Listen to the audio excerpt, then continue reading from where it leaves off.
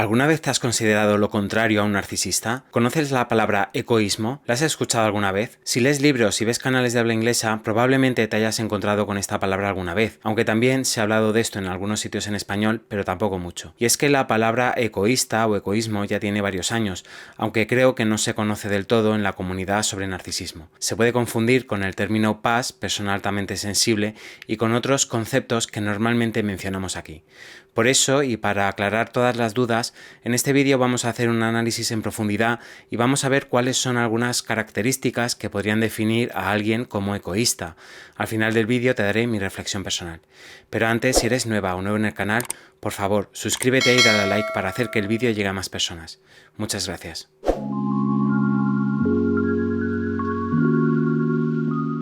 El término egoísta fue acuñado por el Dr. Craig Malkin en su libro Replantear el narcisismo, el cual tengo aquí. En su libro explica que al igual que el narcisismo se puede considerar un continuo en el que si te colocas en un extremo del continuo se te podría considerar como narcisista, si te colocas en el otro extremo se te podría considerar lo contrario a un narcisista. ¿Y cuál es esta palabra? La palabra es egoísta.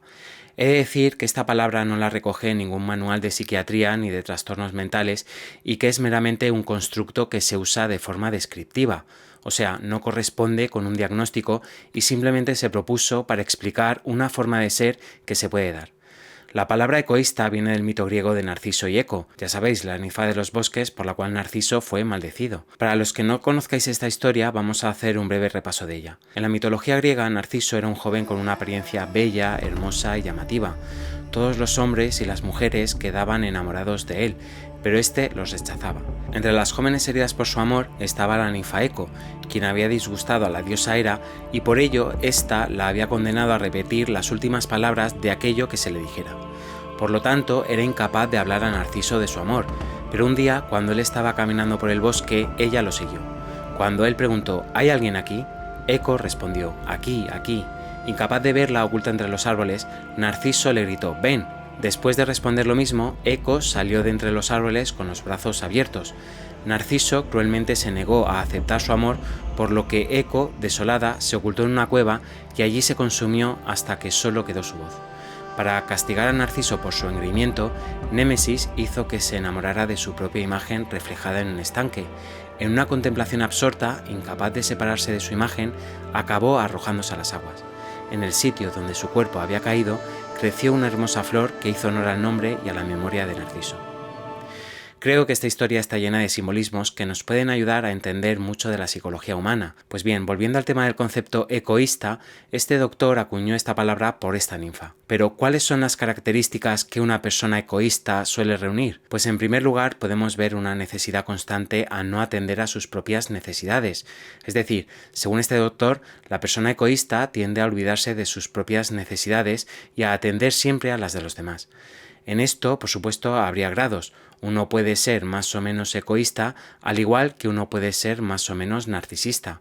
Las personalidades egoístas no es que estén solo centradas en las necesidades de los demás, sino que también tienen miedo a centrarse en las suyas propias o que alguien más lo haga. Es decir, sienten verdadero pánico o malestar cuando alguien se centra demasiado en ellas y les preguntan pues cómo están o qué quieren. En segundo lugar, y relacionado con esto, podemos ver cómo tienden a rehuir de ser el centro de atención. Rechazan abiertamente que la atención se centre en ellos en cualquier momento y huyen de esa sensación de ser el centro de atención.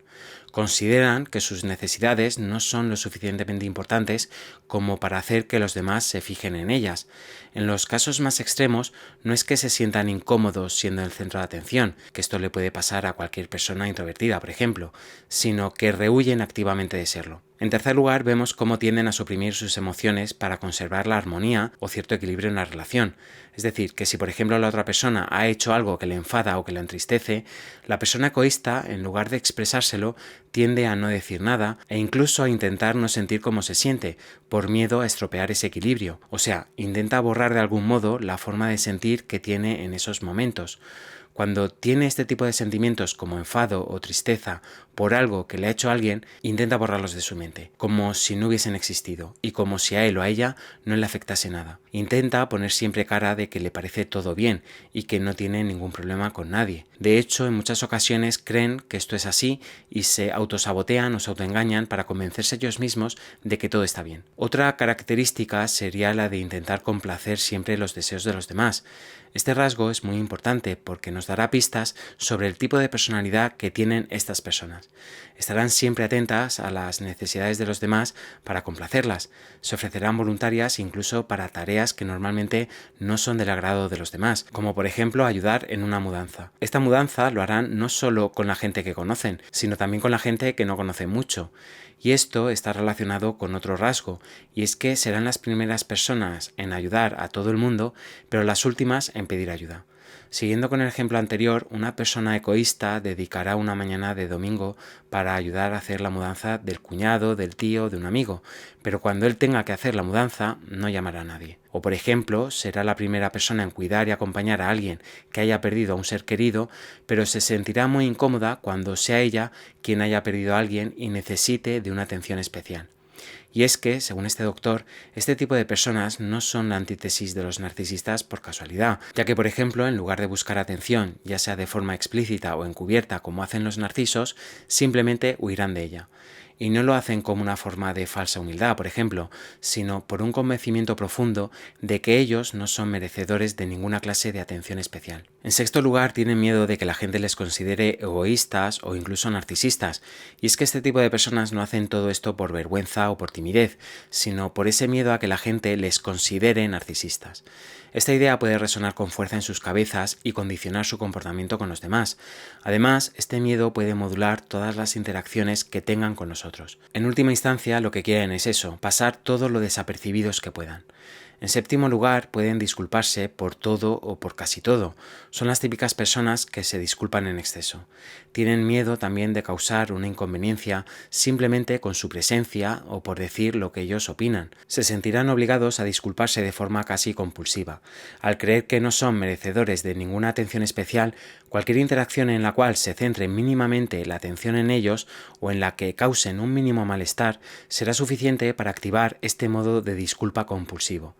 Por eso, en octavo lugar, vemos cómo tienen miedo de decir lo que piensan en realidad, por miedo precisamente a que los demás les consideren egoístas o a causar cualquier malestar. En noveno lugar, pueden parecer las típicas personas que todo el mundo necesita porque siempre están ahí, pero que paradójicamente parece que no necesiten a nadie. Esto pasa por distintas razones. Entre ellas encontramos que no suelen quejarse de lo que les molesta, no suelen pedir ayuda a nadie, etc. Por ejemplo, no suelen pedirte ir a tomar un café para contarte que les han despedido en el trabajo y están mal, o que lo han dejado con su pareja y necesitan desahogarse con alguien, o algo de apoyo emocional. Sin embargo, son los primeros y a veces los únicos con los que puedes contar para cuando te suceden este tipo de cosas a ti. En décimo lugar, vemos cómo son personas que les cuesta mucho poner límites. Esto se relaciona con un nivel bajo de asertividad. La asertividad es la habilidad social de comunicar y de defender tus propios derechos e ideas de manera adecuada, pero siempre respetando las de los demás. Como vemos, en este tipo de personas, el poner límites y el hacer valer sus derechos es algo que les cuesta horrores. En un décimo lugar, pueden tender a acomodarse en exceso a los demás y a perdonar una y otra vez las ofensas que se realizan contra ellos. Es decir, aunque les hayan ofendido de algún modo, dejan a un lado su amor propio y tienden a perdonar ininterrumpidamente a estas personas. ¿Te suena todo esto de algo? ¿Te has identificado con uno o más puntos? Bueno, sigamos. ¿Cómo se crean los egoístas? Al igual que para explicar el origen de los narcisistas, existen muchas teorías para explicar el origen de los egoístas. Una de ellas alude a una posible infancia llena de abusos y de negligencia. Esto puede darse por muchas razones, siendo una de ellas la de tener progenitores narcisistas. Por supuesto, esta no es la única razón, ya que pueden tener otro tipo de problemas como drogodependencias, adicciones de cualquier tipo, bajos recursos económicos, una red social inexistente, estilos de apego totalmente desorganizados, otro tipo de enfermedades mentales, etc. Pero el caso es que si el niño vive una situación de abuso o negligencia, puede dejar una huella emocional muy grande. En el caso de que alguno de los padres sea narcisista, estos normalmente les enseñan a sus hijos a dejar de lado sus necesidades y les reprenden o castigan si expresan lo que sienten. De esta manera, el niño crece sobreadaptado a su padre o a su madre narcisista, pensando que tiene que ser algo así como un criado de los demás y culpándose y disculpándose si en algún momento la atención se centra en ellos. En estos casos, estas conductas tienen que ver con el castigo que el progenitor narcisista aplica a su hijo cada vez que éste se atreve a ser él mismo o a expresar una necesidad. Otra de las teorías apunta a que algún progenitor o tutor legal era egoísta y enseñó esta forma de relacionarse al hijo. Ya sabes, a través de influencia y aprendizaje vicario, el niño aprende a relacionarse de esta manera con los demás, ya que se le ha enseñado desde pequeño a ponerse en un segundo lugar, a no destacar, a no decir realmente lo que piensa por miedo a importunar o a que sus opiniones no sean importantes. Y otra hipótesis que aborda este tema sería el hecho de haber estado en una relación abusiva o narcisista durante un periodo de tiempo prolongado. Una relación de este tipo en la que la persona ha sido invalidada de forma sistemática y constante se cobra un alto precio en su salud mental. Si esta invalidación ha estado presente durante mucho tiempo, al final la persona se retrae y cae en ese espectro de narcisismo que decíamos antes, y se coloca muy por debajo de lo que suele ser la media, estando en el punto totalmente opuesto a lo que se considera que es una persona narcisista.